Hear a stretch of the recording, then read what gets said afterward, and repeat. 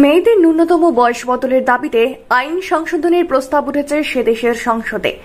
সিয়া সমর্থিত দলগুলি এই আইন সংশোধনের দাবি নিয়ে সোচ্চার হয়েছে। তাদের প্রস্তাব, মেয়েদের ন্যূনতম বিয়ের বয়স 15 বছর থেকে কমিয়ে 9 বছর করা হোক। রবিবার প্রথমবারের জন্য এই সংশোধনী প্রস্তাব উঠেছিল সংসদে। এর বিরুদ্ধে সরব দেশের মহিলা এবং শিশু অধিকার সংগঠনগুলি। তথ্য বলছে, ইরাকে 1959 সালের ব্যক্তিগত আইনের 188 নম্বর ধারায় মেয়েদের বিয়ের বয়স হিসেবে বলা হয়েছে 18 বছরের কথা। যদিও বিচারক এবং পাত্রপাত্রীর অভিভাবকদের সম্মতিতে 15 বছরেও বিয়ে দেওয়ার কথা বলা হয়েছে সেই আইনে। মহিলাদের উন্নতির কথা ভেবে এই আইন পাশ করেছিল বামপন্থী নেতা আব্দুল করিম কাশিমের সরকার। মুসলমান নয় এমন মহিলাকে বিয়ের ক্ষেত্রেও কোনো বাধা ছিল না।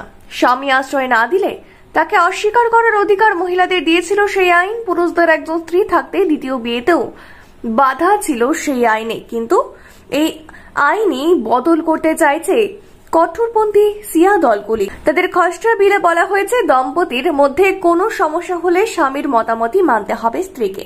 এমনকি স্বামী স্ত্রীর বচসা হলে আদালত নয়, শেষ কথা বলবে সিয়া এবং সুন্নি ধর্মের দফতর। বিলে আরো বলা হয়েছে, জাফারি আইন মেনে শিয়া আচরণবিধি তৈরি করা হবে। এই জাফারি আইন এই মেয়েদের বিয়ের বয়স আসলে 9 বছর এবং ছেলেদের বিয়ের বয়স 15 বছর। ইরাকে মহিলাদের অধিকার রক্ষাকর্মীরা প্রতিবাদ করেছেন এই প্রস্তাবের। তারা দাবি করেছেন, এই বিল পাশ হলে দেশের মহিলা এবং শিশুদের অধিকারে আরো অবনতি হবে।